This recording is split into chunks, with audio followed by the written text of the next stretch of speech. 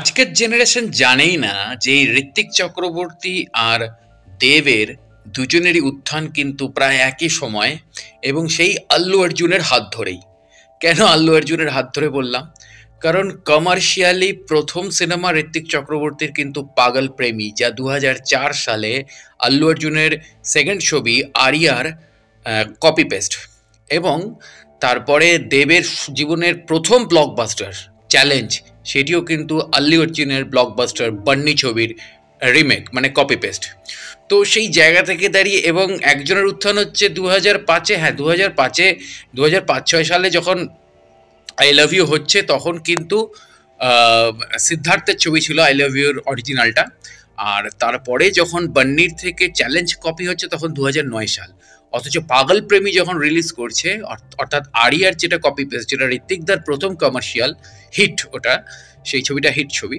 তো সেই ছবির সময়কাল হচ্ছে 2007 সাল। এবং পাগল প্রেমীতে মানে আরিয়া ছবির যেটা বন্ধুর চরিত্র ছিল, সেই চরিত্রটা পাগল প্রেমীতে কিন্তু অভিনয় করেছিল আরেকজন বিখ্যাত হিরো এই মুহূর্তে, সেটি হচ্ছে যশ।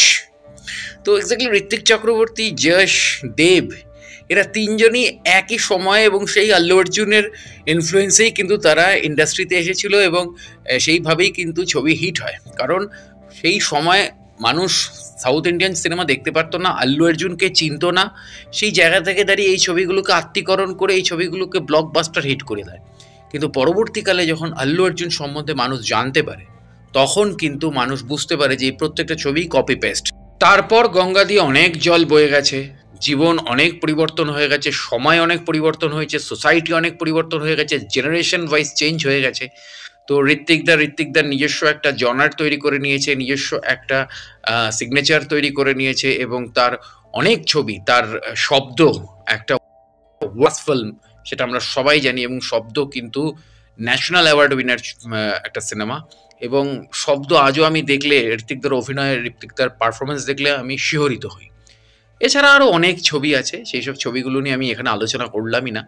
আর দেবেরও সেরকম, দেব যে এত বড় একটা মার্কেট তৈরি করেছে এবং সেই মার্কেটটা যতই একটা কি রেফারেন্স হোক, এর রেফারেন্স হোক কি এসবিএফ এর একটা হাত ছিল, এসবিএফ তাকে তুলেছে, সব ঠিক আছে, কিন্তু একটা মানুষের পাবলিক ডিমান্ড না থাকলে না, এসবিএফ কেন, সেই মানুষটার বাবা মাও অনেক সময় তার পাশে দাঁড়ায় না। আল্লু অর্জুনের যদি পাবলিক ডিমান্ড তৈরি না হতো, আল্লু অর্জুনের বাবাও তার পেছনে ইনভেস্ট করতো না, বা আল্লু অর্জুনের ফ্যামিলির লোকরাও তার পেছনে ইনভেস্ট করতো না। তো সেই জায়গা থেকে দাঁড়িয়ে মার্কেট কিন্তু পার্সনটাকে দেখে, মার্কেট দেখে না যে সে কার ছেলে বা সে কার রেফারেন্সে এসছে। তো এক্স্যাক্টলি সেই জায়গা থেকে দাঁড়িয়ে ঋত্বিক চক্রবর্তীর একটা আলাদা মার্কেট রয়েছে। সেখানে দাঁড়িয়ে ঋত্বিক চক্রবর্তী চুলহীন মাথা নিয়ে এখনও লিড করছে এবং সেই লিড রীতিমতন জনপ্রিয়। আমার এখনও মনে আছে স্পেশাল স্ক্রিনিং ধর্মযুদ্ধর ছিল কলকাতা ফিল্ম ফেস্টিভ্যালে, একদম নন্দন প্রেক্ষাগৃহ পুরো একেবারে হাউসফুল ছিল, একটা বসার সিট নেই, লোকজন দাঁড়িয়ে দাঁড়িয়ে দেখছে। এবার সবাই নিয়েছে, সবাই এন্ট্রি নিয়েছে, কিন্তু হাফ টাইমের কিছুক্ষণ আগে যখন ঋত্বিকদার এন্ট্রিটা হলো, ইয়াদা ইয়াদা হি ধর্মস্য গ্লানির্ভবতি ভারতে স্তোত্রটা দিয়ে, আমি দেখেছিলাম যে হলে হাততালি কাকে বলে। তো দর্শক পুরো উত্তাল হয়ে উঠলো। তো সেটা যার যার ব্যাপার। আর দেবের স্টারডামটা কি আমরা সেটা জানি, কমার্শিয়ালি তার স্টারডাম আমরা দেখতেও পেলাম। আবার খাদানে ফিরে এসছে সিনেমা হল, প্রায় উত্তাল, সিনেমা হলের বাইরে তার ফ্যানরা উত্তাল।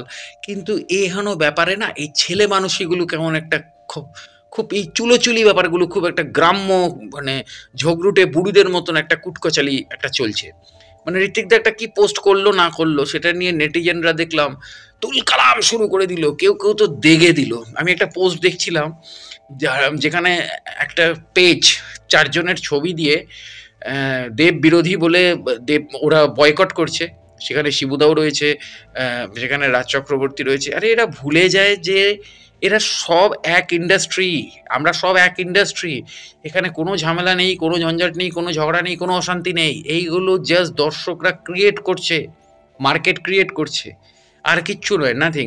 এটা যে যার মতন একটা পোস্ট করতেই পারে, কারণ তারা সবাই সমসাময়িক, সবার মধ্যেই একটা মনোমালিন্য হতেই পারে। বন্ধুদের মধ্যে হয় না মনোমালিন্য, বা বন্ধুদের মধ্যে তো একটা অশান্তি হতেই পারে, কিন্তু তারপরে তো আবার সেই বন্ধু বান্ধবটা এক জায়গায় চলে আসে, যেটা আমরা দিল চাহাতে সিনেমাতে দেখেছিলাম।